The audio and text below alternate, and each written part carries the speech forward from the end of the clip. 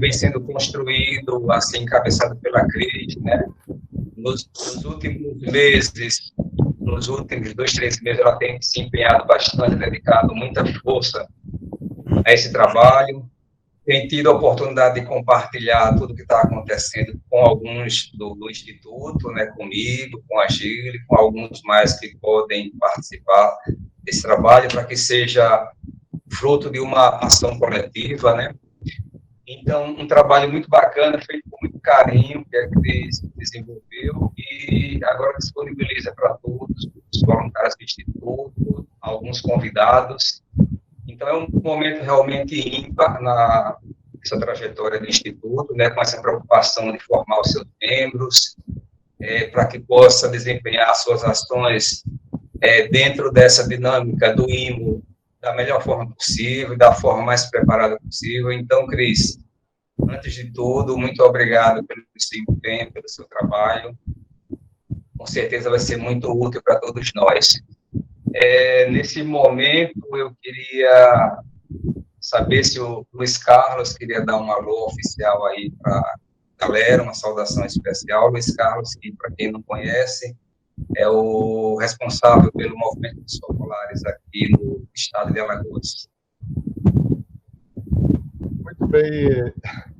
Simplesmente eu passei aqui porque, desde que eu cheguei em Maceió, já faz mais de 4 anos, né, quando eu conheci o Instituto Mundo Unido, eu vi o potencial e o trabalho maravilhoso que o Instituto faz, né, e sempre tive, assim, sempre acompanhei de perto, na medida do possível, né, as atividades, sobretudo com muito interesse, porque o Instituto faz algo que está bem dentro das finalidades do movimento, né? A gente, eu lembro que nos anos 70 se lançou uma, não era bem uma campanha, mas Chiara lançou no movimento no mundo inteiro, né, um slogan: dar a vida pela própria gente, ou seja, ir ao encontro das pessoas, sobretudo as pessoas mais necessitadas. E isso, mesmo se foi lá nos anos 70, não é que passou, pelo contrário, eu acho que a própria igreja hoje também nos impulsiona a ir nessa direção. Então, o Instituto Mundo Unido tem uma história, tem uma experiência que já pode dizer que é sólida, né? E vem fazendo esse trabalho que não é fácil, mas eu não sei, cada pessoa, cada voluntário, cada um de vocês que participam, né, dá muita alegria. E certamente Chiara lá do céu, ela está acompanhando tudo muito, muito de perto, porque quantas pessoas ali já foram ajudadas, já passaram. Mas eu acho que não é nem tanto só a questão filantrópica, é uma ajuda, mas ali a gente procura dar algo mais, que é levar essa ideia de um mundo unido, de um mundo melhor, levar esperança para as pessoas. E nada melhor, sobretudo, e mais de moda hoje, nesses tempos difíceis, do que a gente levar a esperança ali onde ela está mais ameaçada. Então, eu agradeço especialmente a cada uma de vocês que, de um modo ou de outro, estão envolvidos nessa atividade, e vamos para frente juntos. Eu creio que quando a gente junta as forças, a gente é mais do que a soma das nossas forças. A gente consegue sempre algo mais que nos transcende, né? Então, eu fico muito feliz de poder, na medida do possível, sempre fomentar, soprar todas as chamas que estão acesas nessa direção. Um abraço a cada uma. Infelizmente, eu já tinha marcado uma outra reunião, então não vou poder ficar com vocês como gostaria, mas se a aula depois ficar gravada, de repente a gente pode ver em outro momento. Vai ficar gravada, Gonzaga? Vai sim. Ótimo. Então, tchau. Obrigado, Lula. Obrigada pelo incentivo. Obrigado a De você. sempre. Tchau. Inclusive, aproveitando aí que o Lula perguntou sobre a gravação, perguntar a todos os participantes se estão de acordo com a gravação. Se alguém não está de acordo que a aula seja gravada, por favor, nos informar. Todos de acordo? Já vi ali um sim. Pode fazer um sim na Sim, tela. senhor. Também. Todos de acordo? Ah, que bom, então. Eu queria pedir também para que, enquanto a gente não estiver falando, se a gente puder deixar o microfone desligado, seria bom para a gente manter uma qualidade melhor do áudio. Queria saber da Gília e da Cris, que então, boa noite aí, pessoal. Eu queria chamar a Alexandra, né, que sempre nos incentiva a ir para frente, colocando lenha na fogueira. Cadê você, Alexandra? Gratidão.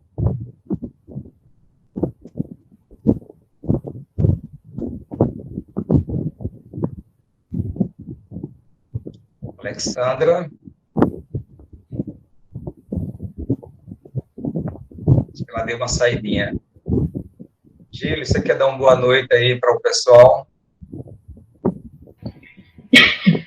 Quero, Gonzaga, boa noite.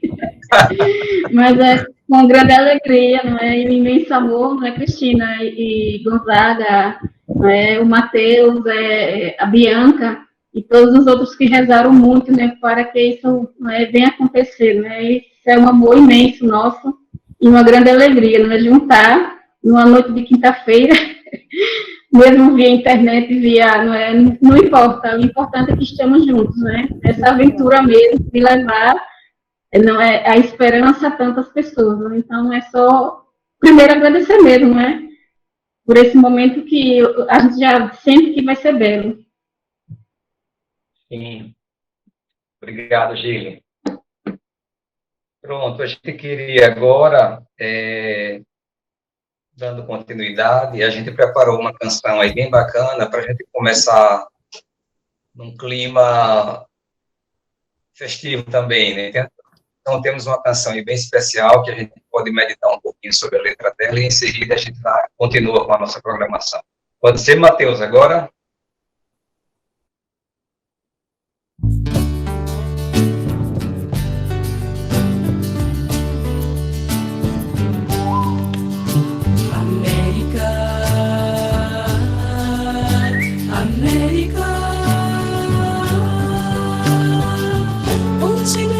Assistido pela solidão, para onde caminham teus filhos, América? Há um grito no ar pra ancorar tua paixão, um grito no ar pra ancorar tua paixão, há um grito no ar pra ancorar tua paixão.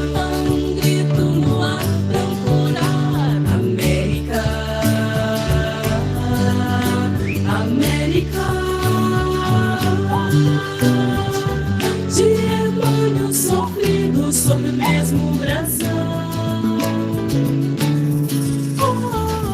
onde estão teus leões? Amanhã já clareia, há um cheiro no ar de uma nova canção, há um cheiro no ar de uma nova canção, há um cheiro no ar de uma nova canção, há um cheiro no ar de uma nova canção. O chão que bebe teu sangue é mais do que chão, ele é céu. O corpo que sofre as desditas é mais do que teu, é de Deus.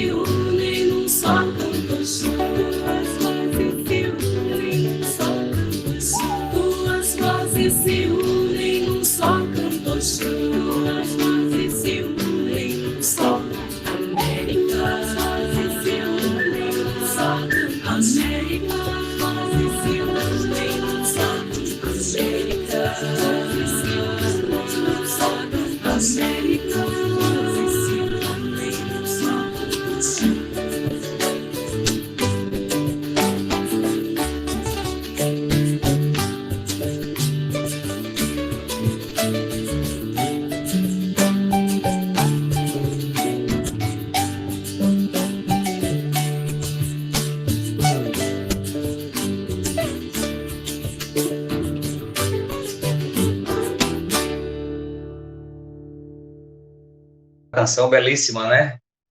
É uma canção que, por si só, já nos leva a uma reflexão, né? É bacana quando perguntam onde estão teus heróis? América, né? Ou seja, Lagoas, né? Maceió, Zona da Mata, onde estão teus heróis, né? Esses heróis pode ser qualquer um de nós, né? Que se doa, que se dedica, que se entrega, né? Que está na disposição de fazer algo em comunhão, né? Um ou dois ou mais, né? Muito bacana.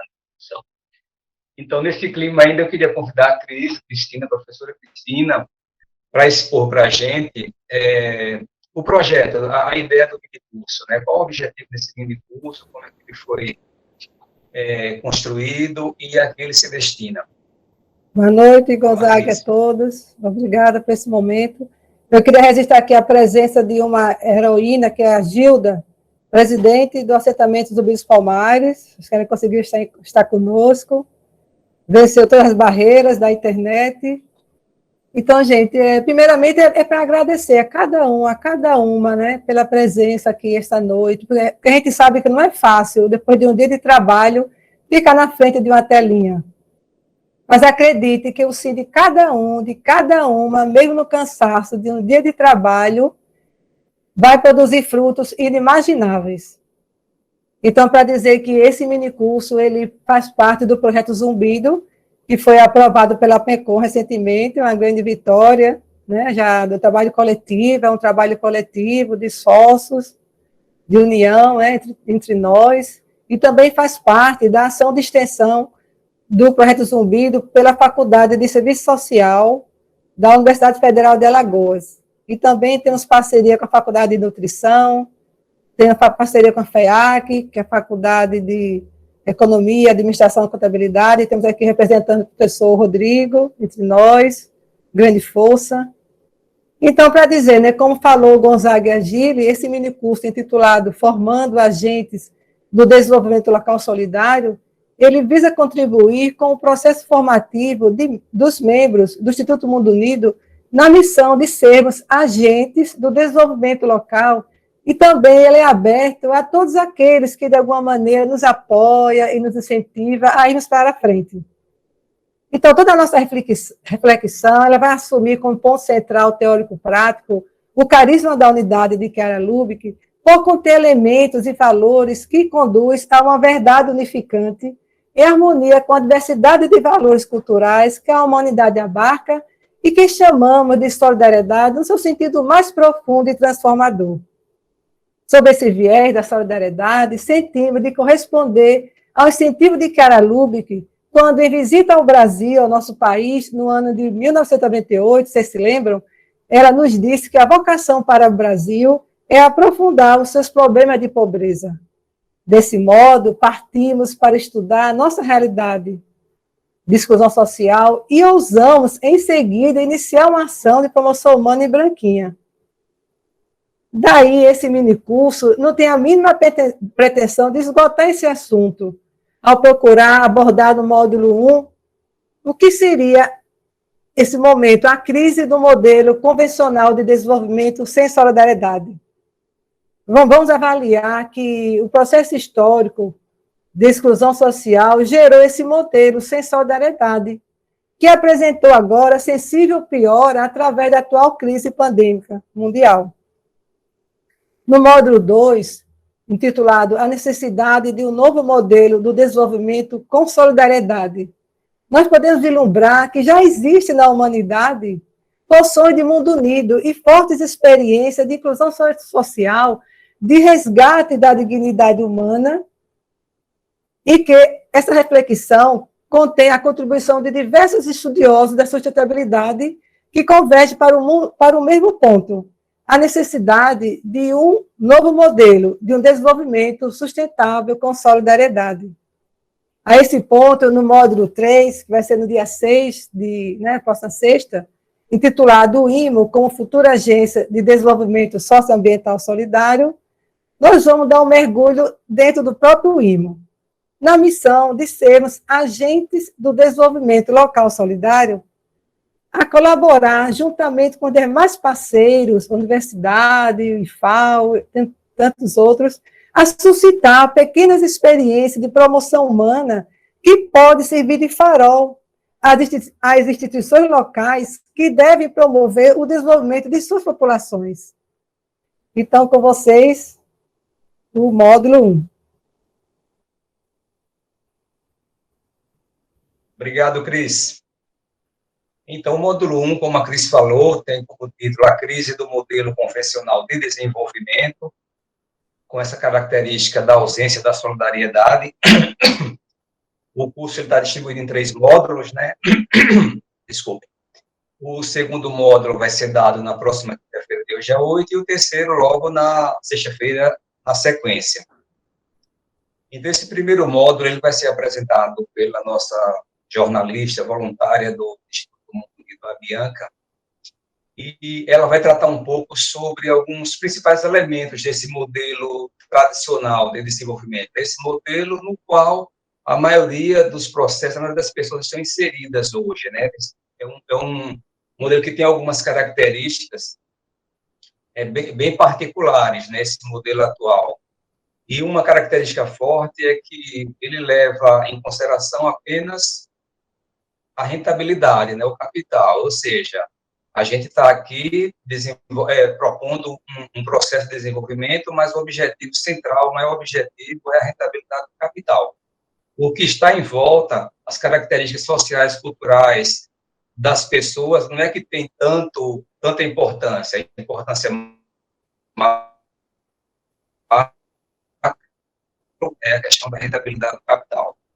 Então, um outro ponto que a Bianca vai enfocar, vai falar para a gente nesse módulo, é sobre a relação entre as multinacionais e a pobreza, né?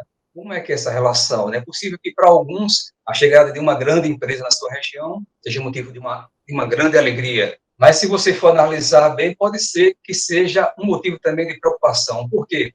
Ela vai deixar claro para a gente que os grandes conglomerados empresariais, as grandes empresas nacionais ou até nacionais, elas pensam também, em primeiro lugar, em si, né? Então, a pobreza dificilmente vai deixar de ser pobre porque ela se instalou ali, até porque o foco também concentrado no capital. Um outro ponto que a Bianca vai nos apresentar é sobre a dominação da dimensão econômica, né? Então, eles procuram sempre manter uma subordinação social e ambiental de forma que as coisas converjam para o bem-estar daqueles que têm mais, né? Outro ponto que é a cultura do ter e do individualismo, né? Isso vem de uma herança colonialista, né? Marcada por lutas de superação, por lutas da opressão do homem, né? Sobre o homem, a luta do proprietário sobre o trabalhador, e tudo isso aí vem de uma herança de longas datas, né? E outro ponto que a Bianca vai abordar, que também tem uma relação direta com essa questão do desenvolvimento e solidariedade, é a questão da estrutura fundiária no Brasil, né? Ela tem a oportunidade de destrinchar um pouco isso, mas como é que é essa realidade no Brasil, Nordeste e Alagoas, né? Como é que é a questão da pobreza no Nordeste? Qual a relação dessa pobreza com a ausência da solidariedade nesses processos? Aí aborda também a questão do conflito pela terra, a espacialização dos assentamentos e outras realidades, né? E, no final, ela dá um enfoque maior sobre a situação nossa, mais particular, de Alagoas, né? E apontando alguns aspectos que se consideram como insustentáveis para se ter um desenvolvimento sustentável, né? Então, todos esses aspectos, com um pouco mais de clareza, de mais informações, a gente convida a Bianca agora, que vai apresentar para a gente. A apresentação dela está gravada, mas a gente queria convidar desde já para que cada um que tiver interesse em aprofundar um pouco mais do que for apresentado, que vá fazendo uma anotaçãozinha. Após a apresentação da Bianca, a gente vai ter uns minutinhos ali para discutir com ela, com a Cris, com a gente, sobre esses Gonzaga. pontos apresentados. Sim, Cris. Gonzaga, desculpa, só para dizer que depois da gravação de Bianca, vamos ter um vídeo. Sim. Quer dizer um pouco?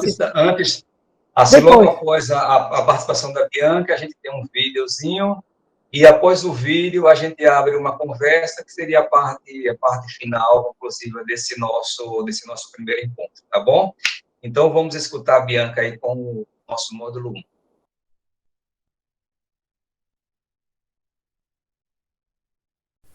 Olá, eu sou Bianca, faço parte da equipe de comunicação do Instituto Mundo Unido e eu estarei com vocês aqui hoje para apresentar o módulo 1 do minicurso de capacitação do IMO, onde a gente vai falar sobre a crise do modelo convencional de desenvolvimento, modelo sem solidariedade.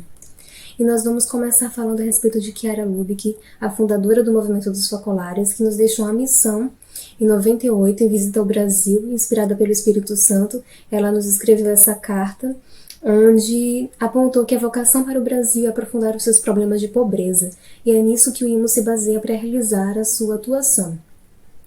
Então vamos falar sobre as características de um desenvolvimento sem solidariedade, onde a ideia principal é a do progresso econômico, onde é uma visão unidimensional, fechada, né? Onde apenas o lucro é visado e, consequentemente, cancela a realidade histórica dos aspectos sociais, culturais, ambientais, gerando a atual crise no desenvolvimento dos povos, especificamente nos países mais pobres, que são aqueles que mais sofrem com a desigualdade, são aqueles que mais possuem crises ambientais, políticas, econômicas, sociais. E segundo dados da ONU do ano passado, estima-se que quase 690 milhões de pessoas passaram fome em 2019. Foi um aumento de 10 milhões em relação a 2018 e de aproximadamente 60 milhões em 5 anos. Então a gente pode observar o aspecto gravíssimo que o atual modelo de desenvolvimento sem solidariedade possui. Então são efeitos muito negativos, né? E um dos motores para alavancar esse processo de desenvolvimento atual, que fomenta ainda mais a desigualdade, são as multinacionais. Elas têm um papel de forte peso nesse processo todo, né? Ao contrário do que se prega por aí, entre as pessoas que defendem a globalização, né? Como algo que pode ser positivo, que defendem esse crescimento desenfreado e irresponsável das grandes empresas multinacionais. A globalização ela não é tão benéfica para o desenvolvimento justo. Pelo contrário, ela ajuda a perpetuar o subdesenvolvimento, que acontece no caso das multinacionais, né? Elas normalmente surgem em países de primeiro mundo, desenvolvidos, e se instalam em países subdesenvolvidos ou em desenvolvimento como o Brasil. E aí pagam baixos salários para uma mão de obra barata, né? E em contrapartida tem altos lucros. E esses lucros não ficam nos países onde essas multinacionais se instalam, eles retornam para a sede, no país em que elas se originaram. Ou seja, segue aquela lógica de ricos cada vez mais ricos e pobres cada vez mais pobres, né? E aí que se encaixa a missão dos planejadores, como agentes que são do desenvolvimento, têm um forte papel no dever ser desse desenvolvimento. No diagrama que a gente pode ver agora na tela, proposto por Enoque Gomes Cavalcante em 98, ele mostra que esse modelo de crescimento econômico é baseado nos sistemas de dominação, né, que é o que ele chama de paradigma convencional tradicional, onde a gente tem a subordinação do lado ambiental e social. E nesse modelo de desenvolvimento nós temos a presença de uma forte herança colonialista, né, fruto dessa cultura do ter e do individualismo, que predomina atualmente, né? Essa herança colonialista, desde a época dos descobrimentos e da colonização dos países latinos, que é a história marcada por lutas de superação da opressão do homem sobre o homem, do colonizador sobre o colonizado, do proprietário sobre o trabalhador livre, do dominante sobre o dominado. Então, a atitude dos colonizadores e depois a dos dominantes, que vemos até hoje, sempre teve e tem como objetivo impedir o desenvolvimento que leve a uma autonomia e uma independência, né, das pessoas de forma geral. Isso impede até hoje que haja uma distribuição de renda justa e igualitária.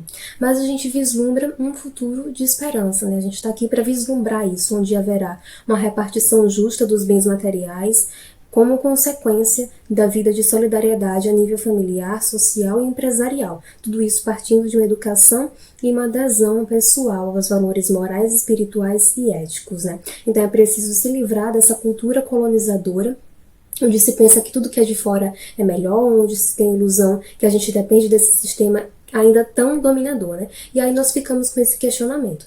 Como sabemos, o Brasil foi descoberto no período de expansão das navegações mercantilistas, né? Descoberto não, invadido, vamos colocar assim. Então, que características marcaram a colonização que se refletem até os dias atuais?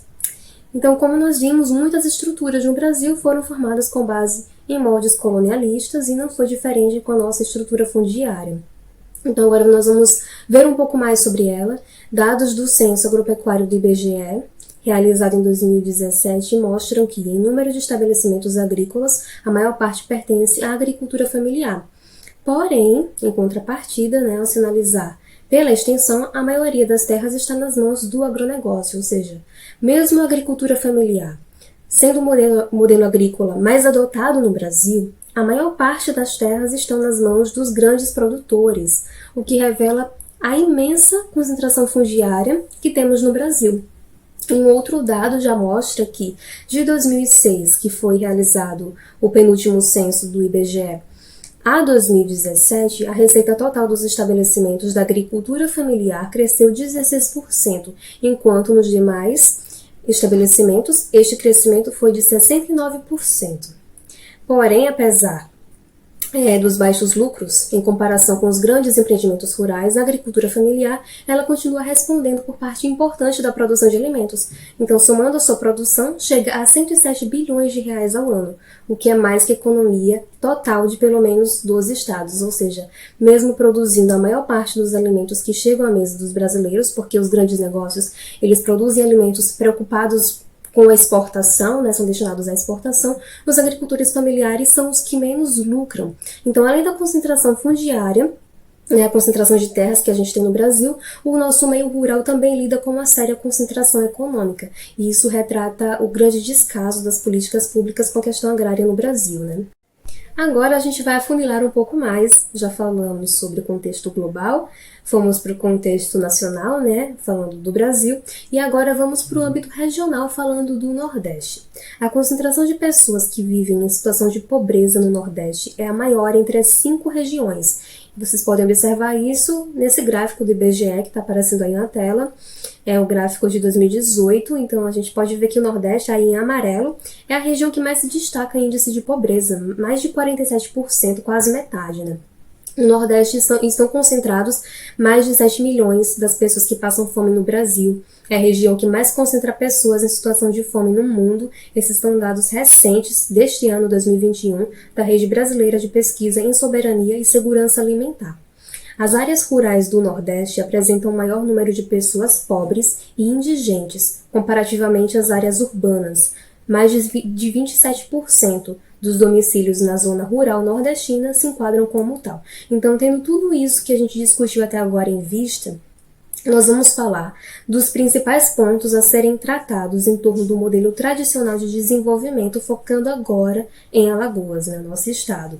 Então, a gente pode observar até aqui uma urgência em tratar da questão rural, uma inexistência de perspectivas de um autêntico desenvolvimento rural no estado de Alagoas, e que um dos mais relevantes problemas de Alagoas é a situação de miséria em que vivem as suas populações rurais, como a gente vai destrinchar melhor mais adiante.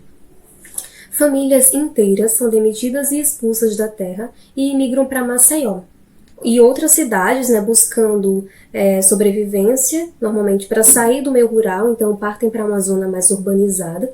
Já outras se juntam ao movimento dos trabalhadores rurais sem terra, o MST, que é um movimento presente em todas as regiões do país e que luta pelos direitos dessas pessoas à terra, pela reforma agrária, pelos direitos do cidadão rural de forma geral.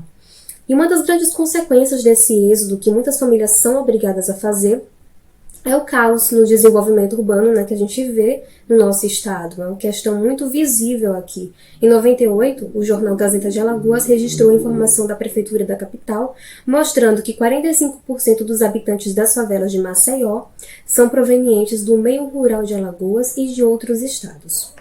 Segundo o Atlas Brasil, Alagoas possui aspectos insustentáveis do desenvolvimento. Um dos dados que revelam isso é o nosso baixo IDHM, que está em 0,631. IDHM é o Índice de Desenvolvimento Humano por Município, e dentre todos os estados, o pior é Alagoas. Vocês podem conferir melhor esses dados mais detalhados em atlasbrasil.org.br, e muito disso é explicado também por conta do aumento populacional que o desenvolvimento não conseguiu acompanhar. Hoje a gente tem mais de 3 milhões de habitantes em Alagoas. Os dados são do IBGE de 2020 e mostram que Alagoas ganhou 14 mil habitantes a mais em comparação com 2019. E para entender um pouco desse processo histórico de desenvolvimento, né, que Alagoas possui, é preciso entender como funciona a nossa questão agrária, né? Alagoas possui 2 sistemas econômicos agrários predominantes. Um é a cana-de-açúcar no litoral e na mata, e o outro é a pecuária, a criação de gado no agreste e no sertão. O meio rural foi modelado em função da cultura da cana-de-açúcar, basicamente. Então aí surge um sistema econômico de grandes latifúndios, monocultura canavieira e exploração dos trabalhadores. E além da questão ambiental, né, porque a cultura de cana-de-açúcar é muito prejudicial ao meio ambiente, ao solo, ela também vem de um processo histórico com uma herança colonial muito marcante, porque o trabalho escravo nos engenhos, no período colonial, era extremamente desgastante e desumano. E apesar da escravidão já ter acabado há mais de 130 anos, ainda é possível encontrar trabalhadores em situação análoga à escravidão nos canaviais. Então ainda é um retrocesso muito grande que a gente encontra nesse setor. Como se não bastasse isso, em 2019, o setor que impulsionou o desemprego em Alagoas foi o sucroalcooleiro, com uma baixa geral de mais de 9 mil postos de trabalho. E com muitos trabalhadores sem perspectiva migrando para os sem terra, Alagoas se tornou o estado com o maior número de ocupações de terra. Esses são dados do Dataluta de 2015. E a gente pode ver aí no mapa do IBGE, que também data de 2015, como a cultura de cana predomina no nosso estado, né? E focando especialmente nessa questão do desemprego, que sempre foi um problema grave em Alagoas, o Nordeste brasileiro respondeu por mais de 3 mil das ocupações de terra e envolveu mais de 400 mil famílias, ou seja, 37,78% do total de ocupações do Brasil num período. E se a gente for analisar as ocupações apenas para Alagoas, elas totalizam 610, com um total de mais de 68 mil famílias envolvidas. É 5,57% do total brasileiro de ocupações. O desemprego em Alagoas sempre foi um problema grave, mas até os anos 80 a migração de trabalhadores para outros estados ainda mascarava a situação. Hoje, essa conjuntura econômica local impede a criação de novos empregos, novos postos de trabalho, principalmente por conta da recente reestruturação econômica dos setores mais representativos, como a própria cana-de-açúcar, né, o fumo, a pecuária. Então, eles estão buscando sobreviver nesse novo ambiente criado pela liberalização do mercado. Outro grave problema quando se trata de terra, de busca por terra, por posse de terra, são os conflitos que acontecem no campo, né? Os conflitos justamente por conta dessa luta por terra que muitos camponeses vêm pautando. E a gente pode observar isso com grande expressividade nos últimos anos. A gente tem aí um mapa que corresponde aos conflitos por terra de 2000 a 2013, são dados do CPT. E o número de decretos de desapropriação para fins de reforma agrária caiu expressivamente, com destaque para o ano de 2015, quando nenhum decreto foi assinado, em comparação com 98, quando foram assinados 845 decretos. Então foi uma queda muito grande. 2015 foi um ano de ruptura política, né, combinando depois com 2016, quando houve o impeachment. E o último período, o de ruptura política 2015 a 2018, né, onde a gente enfrentou também uma crise muito grave, nos indica que houve praticamente uma paralisação da reforma agrária no país, sobretudo depois de 2017, com a extinção do Ministério de Desenvolvimento Agrário, o MDA, que foi uma perda muito grande para a luta dos camponeses em busca da sua terra. Então, como fica claro, a maior pobreza dos municípios rurais de Alagoas se deve à economia agrária capitalista, que não proporcionou um bom desenvolvimento social no campo aos camponeses, nem sequer uma razoável qualidade de vida à população urbana dos municípios rurais. E é nisso que Fernando Lira trata em sua obra Crise, Privilégio e Pobreza, de 97. Ele mostra que o modelo agrícola adotado em quase todo o interior de Alagoas é um modelo herdado do período colonial, onde mesmo com ilhas de modernização aqui e ali, não permitiu que a grande maioria dos agricultores deixasse a condição de subsistência. Então aí fica o questionamento. Observando a realidade de nosso estado, que modalidade de desenvolvimento foi adotada? algo para ser discutido posteriormente também. E aqui a gente vai observar a região de atuação do IMO, vamos conhecer um pouco melhor, né? A gente tem atuação em Branquinha, no assentamento Zumbi dos Palmares, que é dividido em 124 parcelas. Outros assentamentos de Branquinha são Nova Esperança, o Eldorado dos Carajás, Flor do Mundaú, Santo Antônio da Boa Vista. A gente também atua em Murici, no assentamento do Helder Câmara, e outros assentamentos de Murici são o Tia Guevara e o Rio Bonito. Nos acampamentos de Murici também, no acampamento Bota Velha, o Santa Cruz e Mumbuca. Em grande parte desses acampamentos, há mais de 20 anos, em torno de 100 famílias aguardam posse de suas terras.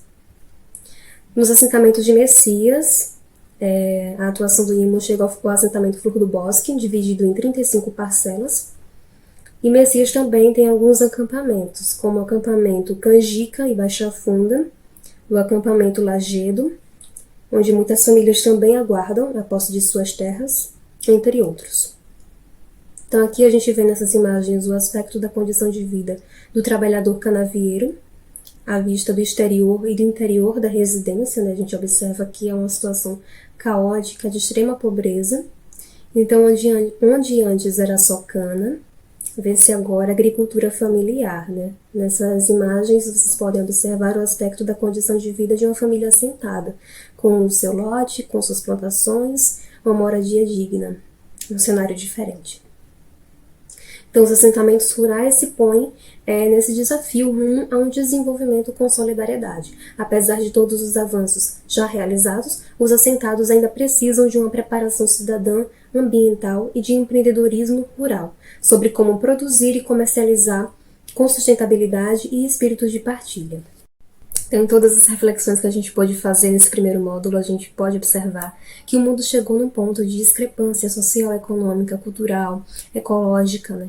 Que só por meio de uma nova mentalidade voltada para a solidariedade é que é possível manter a vida no planeta para as futuras gerações. Então, evidenciando essas discrepâncias, a gente não está expressando um juízo negativo nem pessimista sobre o que está acontecendo, a gente está destacando que nesse momento se observa uma fase de transição, né, que está se delineando, na qual um determinado modelo histórico está impondo exigências profundas, né, impõe uma chamada para a ação. E é daí que o próximo módulo, que não vai esgotar o assunto, não pretende isso, mas ele vai ter a finalidade de esboçar o que seria um desenvolvimento com princípios de solidariedade. Que todo equilíbrio precisa desse ponto de apoio, de um centro, para partir desse ponto, né? Então, no desenvolvimento com solidariedade, será que não estariam essas novas verdades que comporiam esse centro de apoio, esse novo arcabouço cultural, esse novo paradigma? Agora. Olá, gente boa do Instituto Mundo Unido. Meu nome é Maria, mais conhecida como Maria do Bosque. Sou aqui do assentamento Flor do Bosque, no município de Messias. Estou aqui para falar um pouco do que era a nossa realidade. Sempre vou colocar no coletivo. A minha realidade ela é igual, né? Claro que com as suas particularidades, mas ela é de uma origem oriunda da cana-de-açúcar aqui na nossa região. E essas famílias que vieram lutar por terra aqui na Flor do Bosque, ela vem exatamente dessa origem da cana, do corte da cana. E exatamente quando acontece, né, o êxodo rural ali na década de 90, quando as famílias, né, expulsas das fazendas e das usinas, vai para a cidade. E aí, isso aqui, historicamente aqui no assentamento Flor do Bosque, se inicia em 98, quando as famílias organizadas pela Igreja Católica, a Pastoral da Terra, né, que é ligada à igreja, começou a organizar as famílias que vivia à mercê de muitas coisas, a mercê de não ter direito à casa, de não ter direito à comida, vivendo uma oportunidade a ocupar essas terras que anteriormente era da antiga usina Bititinga, a qual muitas dessas famílias que moram hoje aqui trabalhou, né, nessa usina. Pode?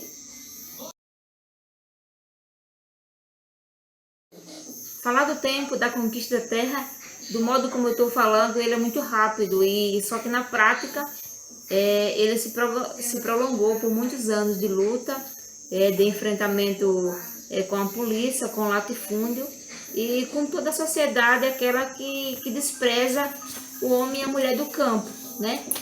Aqui, só para ser mais exata de tempo, aqui teve aproximadamente 17 reintegração de posse, e não era simplesmente um mandado de dizer saia da terra, não, era bem truculenta, com cachorro, com arma laser, com trator para passar em cima da lavoura das famílias, com polícia com arma apontada para nós. Então, assim, não é um tempo que a gente pode dizer que é um estirar de dedo. Para se conquistar a terra, que a gente compreende que a nossa terra não foi doada, a gente compreende que a terra ela foi conquistada, ainda que a nossa Constituição, né, tá lá escrito que todo aquele e toda aquela que é camponês, que é trabalhador rural, tem direito à terra, mas é só no papel, né? Na verdade, todas as terras conquistadas, né, pela luta por terra foi no enfrentamento, né? No enfrentamento com a atual conjuntura capitalista, machista e patriarcal. Falando um pouco da nossa realidade anteriormente, né, e para hoje, é uma realidade completamente diferente, onde a gente compreende que a atual conjuntura é de libertação, né, após a conquista da terra. Quando as pessoas e as famílias que não tinham direito a nada passam a conquistar a terra, isso nos dá autonomia de ter comida, de ter terra, de ter água. Então isso é o diferencial anterior. Antes a gente estava à mercê, né? Do desemprego, de não ter casa, muitos não terem famílias, né? Muitos não ter comida para comer. Então hoje você está num assentamento onde você tem a terra e existe essa possibilidade de ter, né, esses elementos que eu citei, e isso nos dá liberdade. E liberdade que não é conquistada apenas por uma pessoa. Esta é uma liberdade no coletivo, que sozinha Maria não conquistaria essa terra. Só foi possível conquistar essa terra a partir do momento que mais de uma pessoa se juntou e lutou pela conquista da terra.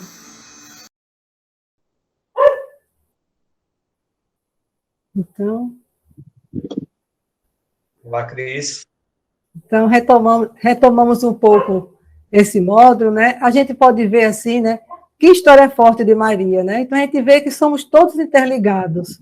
A gente vê que a Realidade de Alagoas, ela reflete esse modelo de desenvolvimento que foi adotado a nível mundial e que, nas economias capitalistas, que parte daquela ideia do progresso econômico, resgatando um pouco o fio condutor do começo, né? Para a gente traçar daqui a pouco um diálogo entre nós. Ela parte daquela ideia do progresso econômico, daquela visão unidimensional, levando só em consideração o aspecto do capital. Vocês viram naquele gráfico, né, com o aspecto do econômico e o social e ambiental em segundo plano.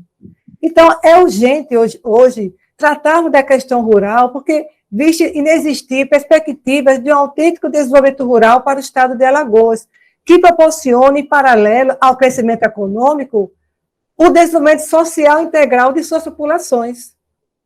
Esse processo histórico, como foi observado, ele vem desde a época do Brasil colônia, e é marcado por um crescente crescimento econômico-cultural de grandes desníveis sociais.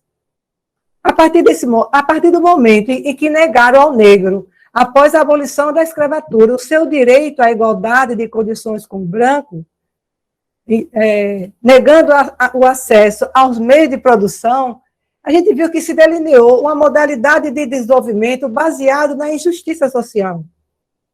Então, a gente resgatando a luta pela posse da terra é uma característica que vem desde o início do descobrimento do Brasil, destruindo e expulsando os primeiros habitantes do país, que foram os índios.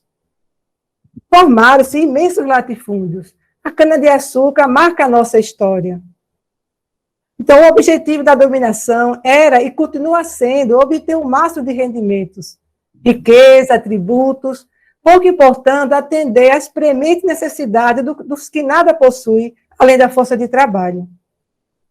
Com a realidade dos assentamentos, a qualidade de vida das famílias assentadas apresentam que trabalham a terra em apenas 3 anos, na época, né, que foi em 96, e a pesquisa foi no ano de 2000, apresentavam uma sensível melhora devido à introdução da agricultura familiar.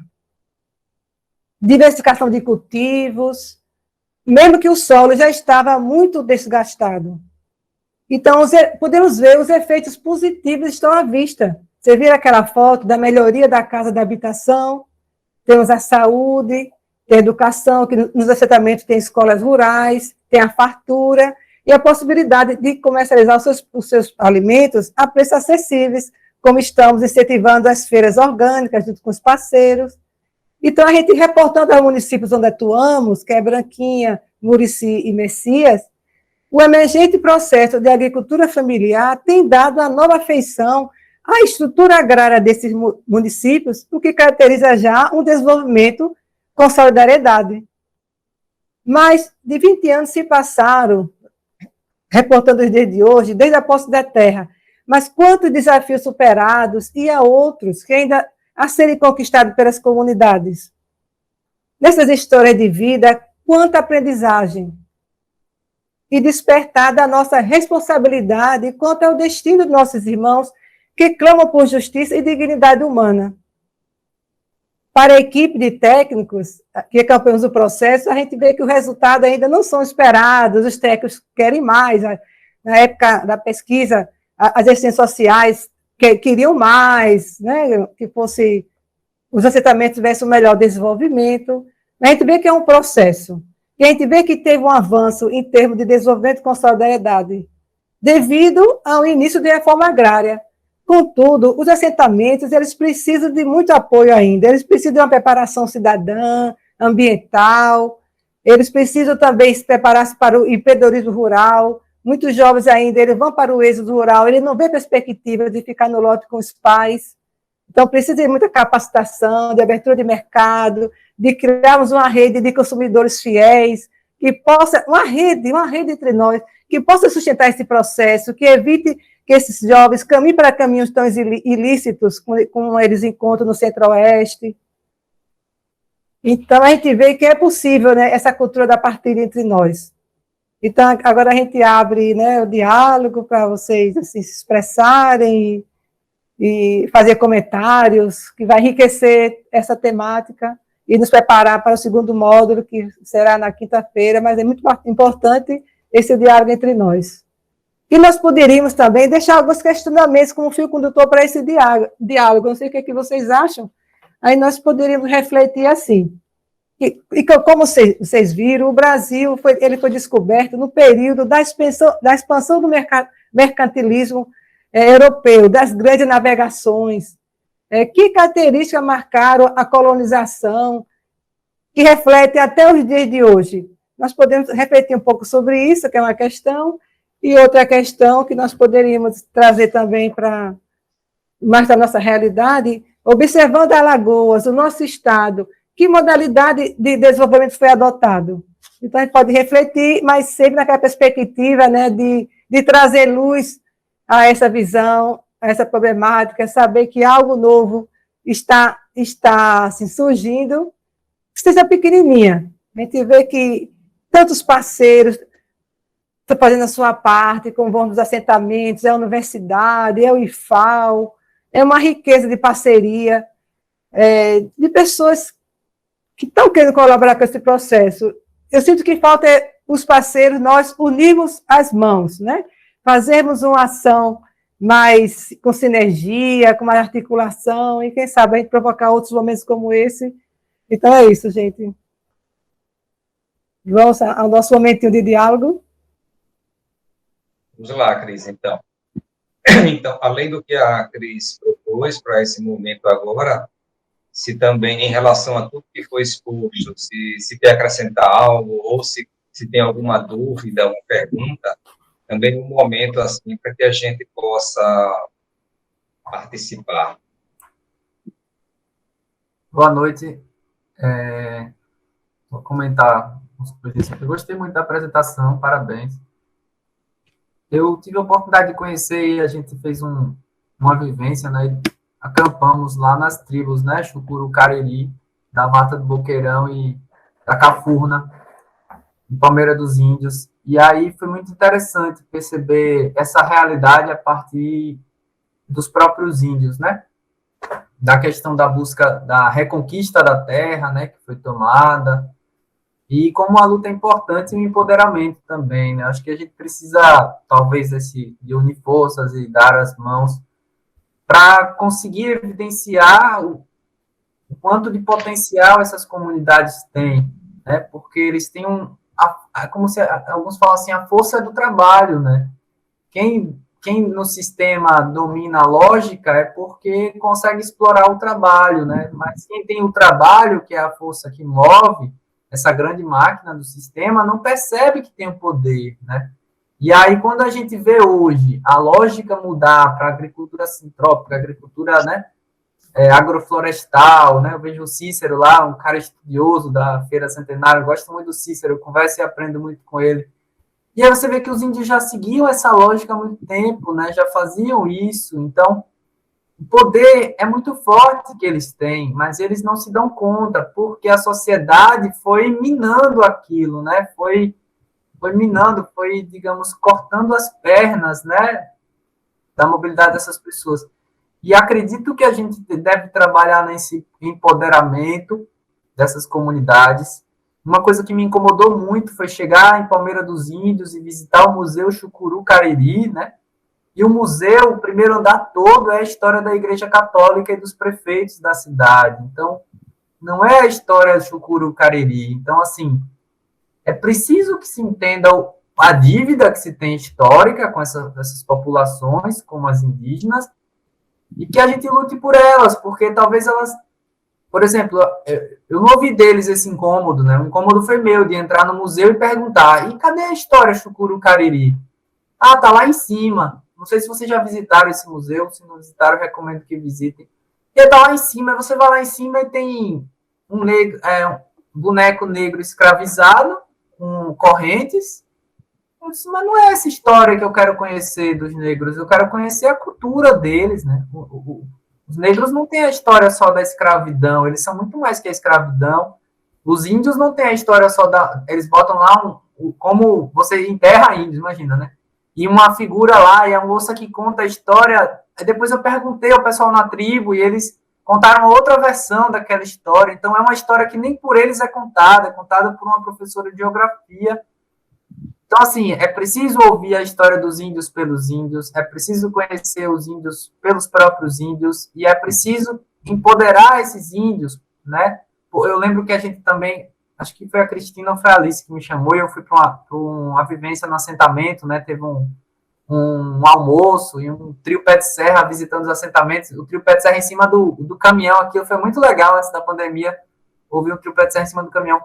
Mas, veja, a grande fragilidade deles era a articulação política, né? No dia desse evento, tinham vereadores lá, né? Então, a gente percebe que eles têm o poder da produção, mas eles não têm ainda o entendimento do poder da articulação política, né? Então, eu acredito que serve tanto para os assentamentos como para os índios, a gente tentar buscar fazer... Eu não diria uma formação, porque é difícil, às vezes, alcançar no sentido de formação, mas nos dar as mãos para que eles entendam que eles têm muita força. Né? A força da produção, a força da criatividade do artesanato indígena é incrível o que a gente viu lá de artesanato, né? Os traços que eles criam, dá para fazer muitas obras de arte, os traços que eles fazem de tatuagem, né? Da tribo lá da Mata do Boqueirão, que são especialistas em traços, né? E foi o pessoal o Daniel Brasil foi que levou a gente lá. Então, assim, de alguma forma, se possível, encontrarmos meios de mostrar caminhos para que eles entendam que o poder está nas mãos deles, mas eles ainda não entendem assim, né? E eu perguntava lá na tribo, e eles têm muitos subempregos, né? Muitos empregos. Tanto que eles trabalham com o quê? Ajudante de pedreiro, alguma coisa que não se encaixa muito na lógica deles, né? Talvez a lógica da arte, né, que a gente consiga expandir e mostrar que isso é potente enquanto também economia, né, de outro tipo de economia e outro tipo de desenvolvimento sendo tratado. Então, é um pouco dessa contribuição, sabe? Porque imagina que a lógica foi de que a monocultura canavieira que dá dinheiro. É uma cultura pobre, ela empobrece o solo. É só porque você ganha na escala, porque você ganha no volume. Se não fosse isso, não vale a pena. E ganha na exploração do trabalho, né, pagando pouco. Então, é uma lógica muito perversa. A gente pode pensar em lógicas mais ricas, né? E aí eu cito o Daniel Brasil, que ele criou lá no meio do onde era canavial, na zona rural ali da Barra de São Miguel, ele criou a terra de índio, onde ele criou um ecossistema ali, produzindo plantas com aproveitamento de água da chuva, né, com uma casa sustentável, banheiro seco, reciclagem de resíduos, e ali, no lugar onde era monocultura canavieira. Então é possível, mas a gente precisa dessa ideia de dar as mãos, trocar conhecimentos e conseguir mostrar que a cultura da cana é pobre e a cultura da agrofloresta é rica, né? E o poder está na agrofloresta e não nos grandes engenhos, mas isso precisa de uma sensibilização, de diálogos para que a gente chegue nesse entendimento compartilhado. Obrigado, professor Rodrigo. Oi, Cris. A Simone tinha levantado a mão. Cris, você quer complementar algo? Simone, por favor. Então, boa noite. Realmente parabenizar, né, pelo material. Foi uma linha muito sucinta, mas muito completa, né, desse processo histórico. E é muito bacana porque eu me vejo nesse processo, né. Eu sou nascida em Lusiápolis, Campo Alegre, então eu fui criada no meio da cana, né. E eu sei muito bem o mel e o fel, que é a cana-de-açúcar, né, nesse processo econômico do Estado. E no meu TCC eu fiz uma pesquisa justamente sobre a mecanização no setor sucroalcooleiro e a consequência nos trabalhadores sem escolaridade, né? Porque a maioria, obviamente, dos cortadores de cana, eles não são alfabetizados, né? E aí veio toda essa exigência, né, que é mecanizar o setor sucroalcooleiro, justamente com a desculpa de ser desculpa não, né? Na verdade né, análogo ao trabalho escravo. Mas, e as políticas públicas para agregar essa população que depende do trabalho canavieiro, né? E aí a gente começa realmente a perceber, depois obviamente, as grandes usinas, elas só pensam no lucro, né? Nessa mais-valia que sobressai ao lucro, né?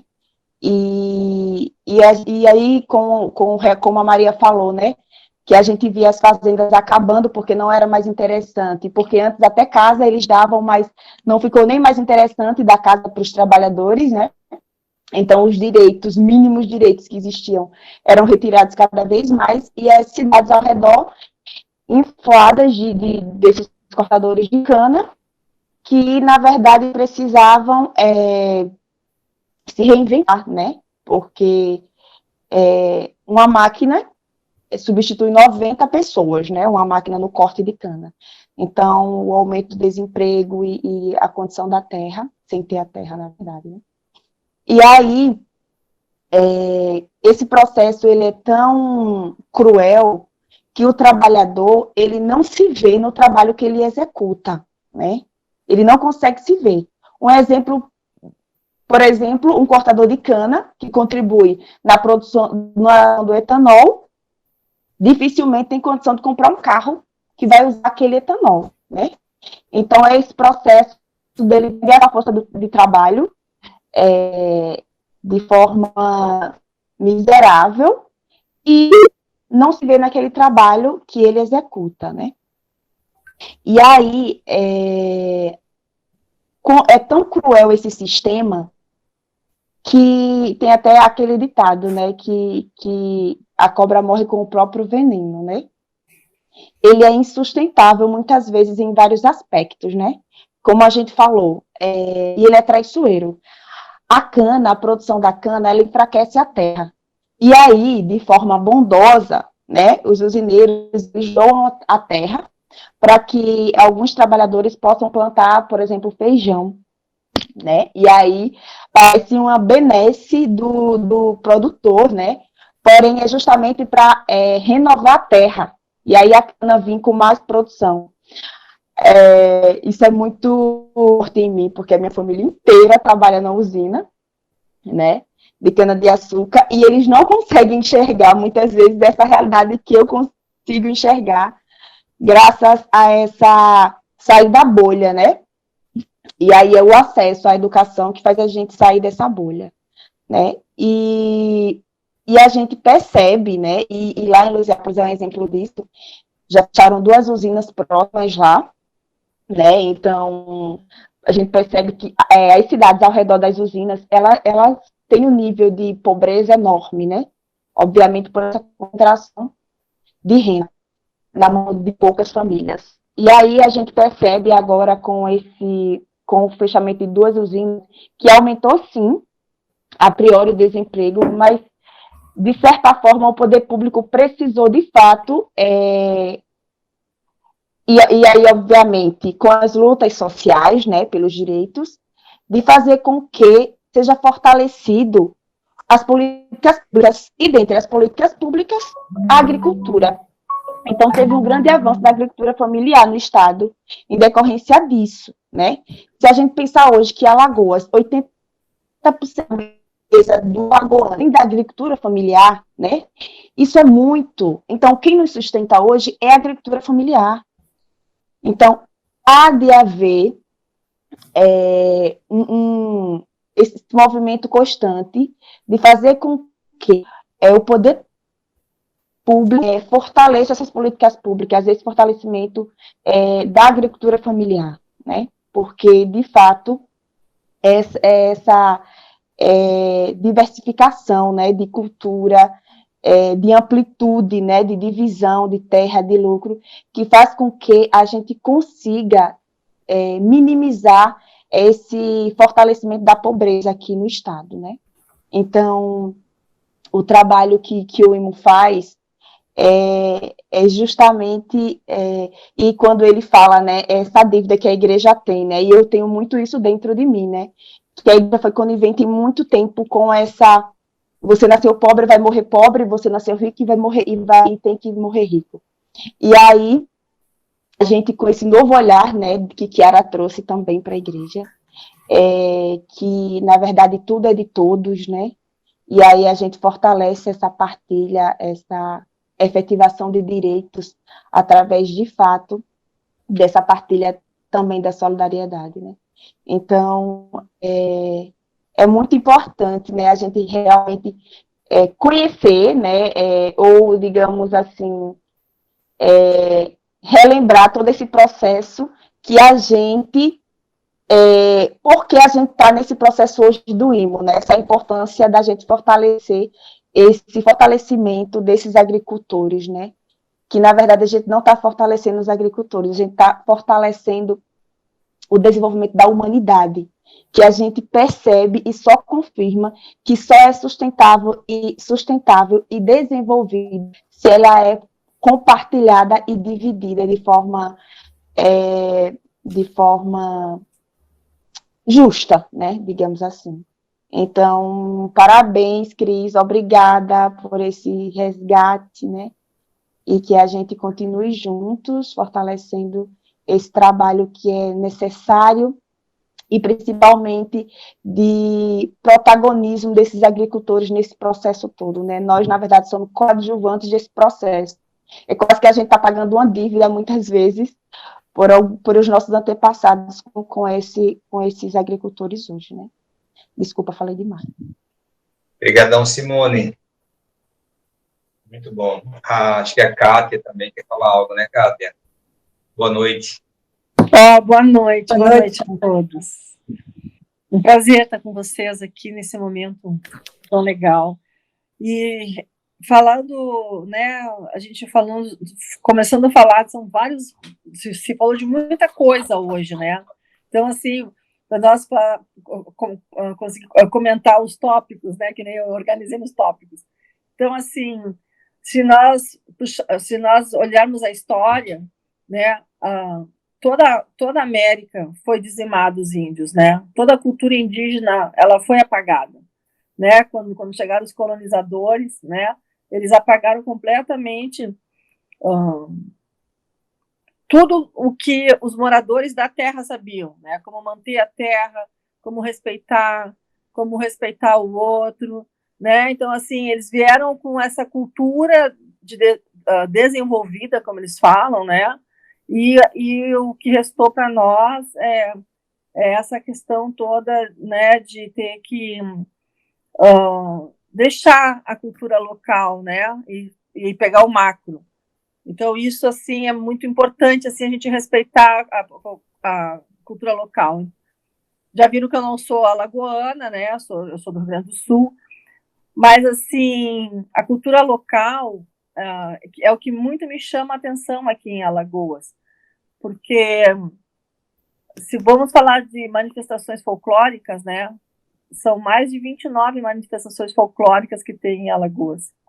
E essas manifestações folclóricas são dos antepassados de Alagoas, né, dos imigrantes, mas também dos índios e dos negros, né. Então, assim, quando eu me dei conta que o quilombo, né, que os quilombos eram aqui em Alagoas, então, assim, quanta história tem nesse quilombo, né, quanta história de vida, né, de resistência, né, para querer viver, né, tudo que aconteceu foi porque eles queriam viver muito, né. Então, isso é muito forte em Alagoas. Então, assim, quando se fala, né, de toda essa questão de não ser o protagonista, isso é verdadeiro por causa dessa dominação que teve sempre, né. E aí eu falo das políticas públicas, porque quando se fala de política, as pessoas assim, eu não falo de política, eu odeio política, né. Há quantos anos a gente escuta sempre a mesma coisa? Eu não gosto de política, eu não falo de política, mas só que políticas públicas é isso, é garantir que o Estado, né, que o governo federal, o governo estadual, o governo municipal realize ações para a população. E essas políticas públicas são as leis que os vereadores, que os deputados estaduais e federais fazem. Então, assim, temos que falar de política para poder garantir as políticas públicas, né? Então, assim, que não se conecta essa questão, né, de quem faz essas políticas públicas. Somos nós, os cidadãos, que votamos, né, que votamos nas pessoas, que nós acreditamos que eles façam ações que nós queremos, né? Então, essa é a importância do voto, né? A questão da agricultura, né, sobre a cana. A cana é uma alternativa, o etanol é uma alternativa, né, ao petróleo. Mas aí, quando eu cheguei aqui em Alagoas, eu aprendi o quanto é caro e quanto é prejudicial, né, as pessoas, esse plantio de cana, né, e a terra. Então, assim, esse discurso de uma energia renovável, assim, ela cai por terra, né, porque a Simone mesmo já falou muito bem ali, né, a questão da terra, né, que fica pobre, as pessoas também, né, toda a exploração que tem. Então, eu acho importante falar sobre isso, sabe, sobre essa questão das políticas públicas, quem faz e quem é o protagonista, né? O protagonista é a população local, né? Começa no local, né? Então, assim, a agricultura familiar, a importância, né? Nós somos um país tão rico com filhos tão pobres, né?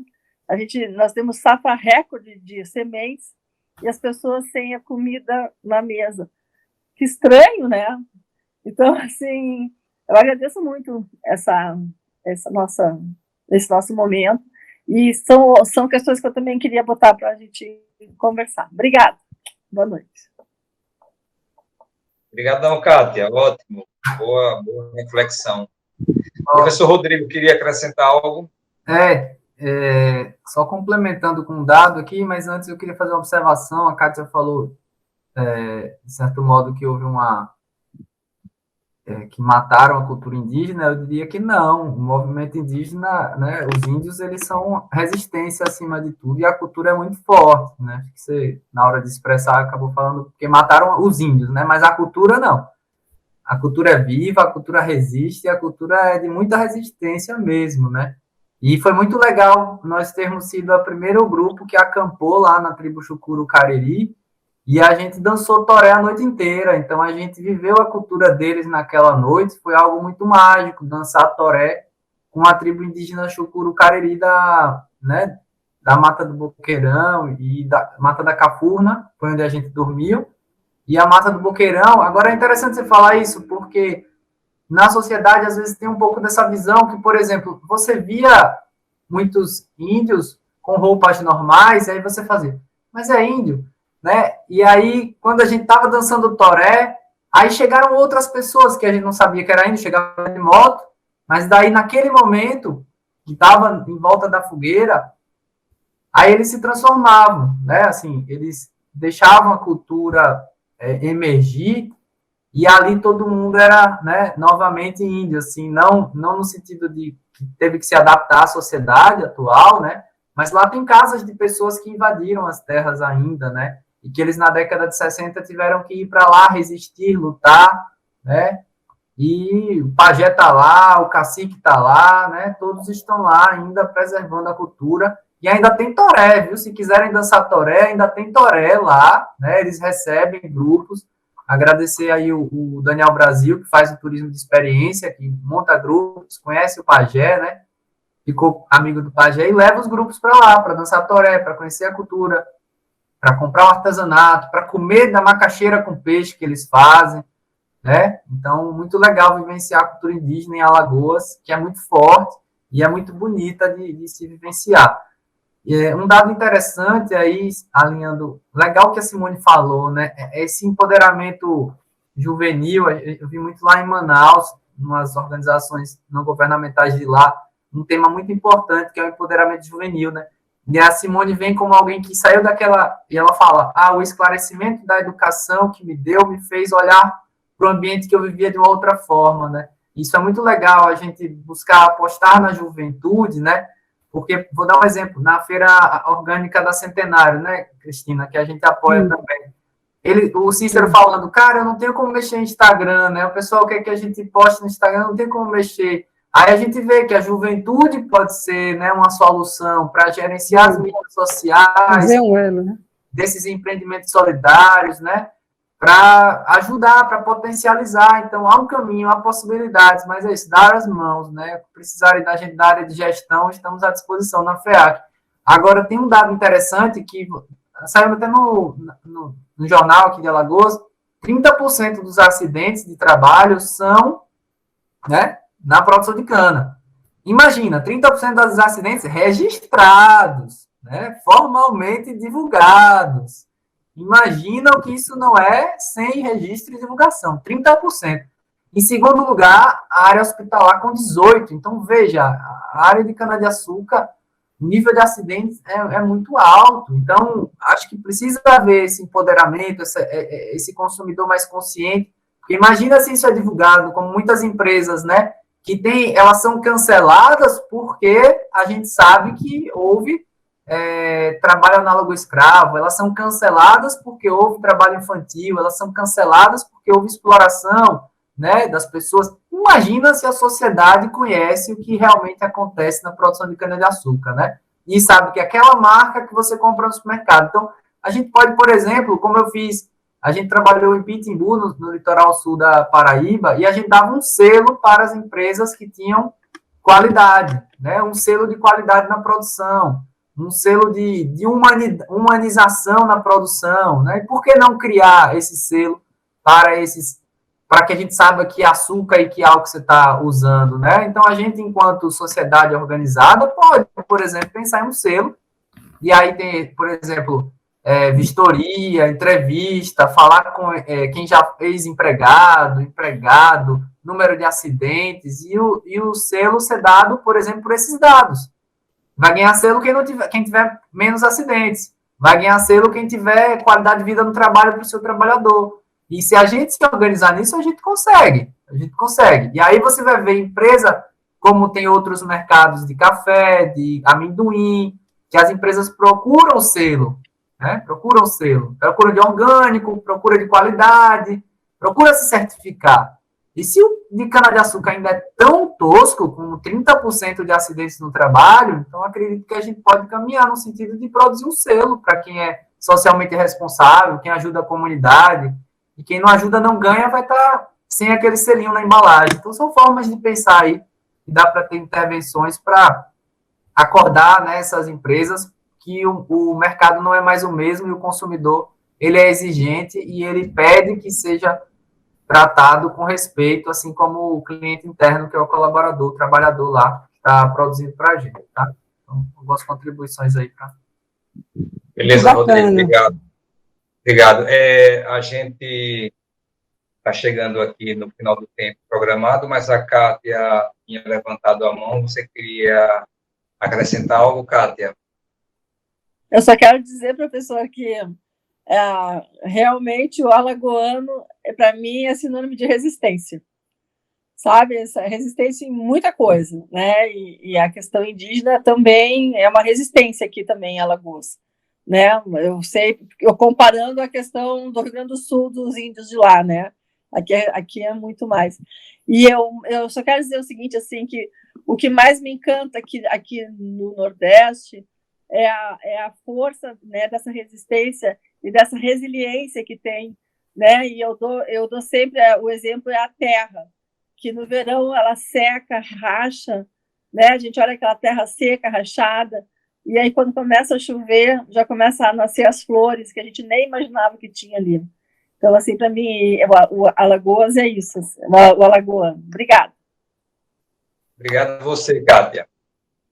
Então, a conversa está muito boa, está bacana, mas o tempo está chegando. Para a gente poder concluir, eu queria passar a palavrinha para a Cris, para ela fazer aí umas considerações finais, e em seguida a gente se despedir. Para ver, né? Como foi rico esse momento. Imagina se o tempo desse mais, quantos outros comentários belos teria, né?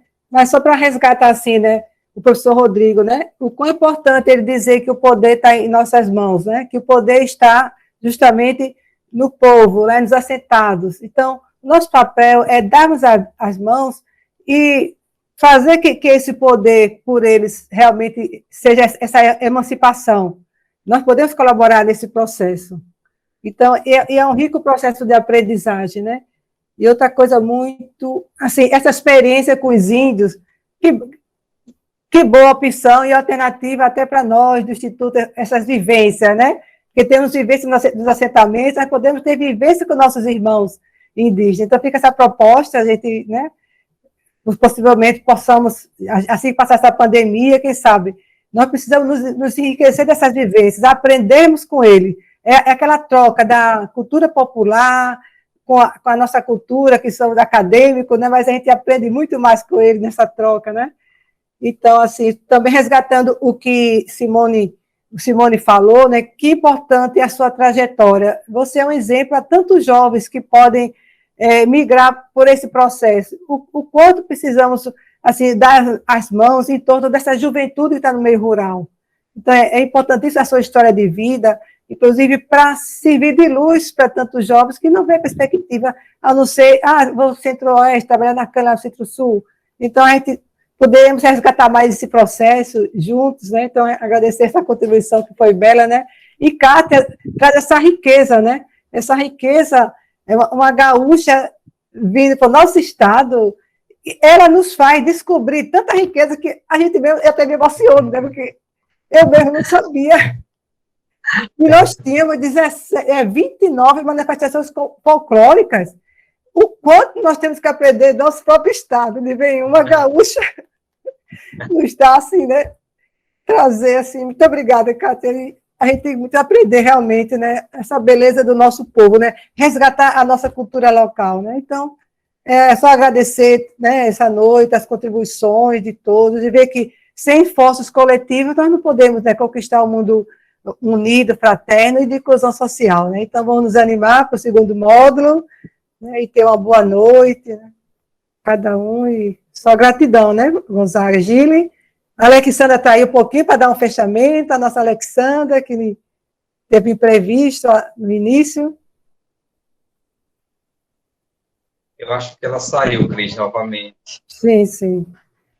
Mas Sim, é isso, então. Então, é o momento de agradecer a cada um pela participação, reforçar o convite para na próxima quinta-feira, no mesmo horário, a gente vermos juntos o segundo módulo, né?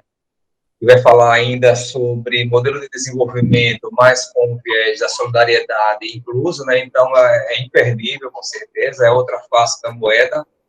Então, todos estão convidadíssimos a estar conosco na próxima quinta, às 20 horas. Carlos, uma dúvida. Quem não participou desse pode vir no próximo? Pode sim, professor, tranquilo. Só agradecer a presença de alguns alunos. Eu vi que tem um aluno meu aqui, por acaso eu vi, então vou divulgar mais para os alunos também. Que bom. E pode assistir esse primeiro módulo, né? Para ele pegar o fio, chamado, né? o fio condutor, nós podemos disponibilizar. Ótimo, obrigado. Parabéns pelo evento. Obrigado, professor. Obrigado a todos. Boa noite. Até a próxima. Boa noite. Tchau. Boa noite. Tchau. Gratidão.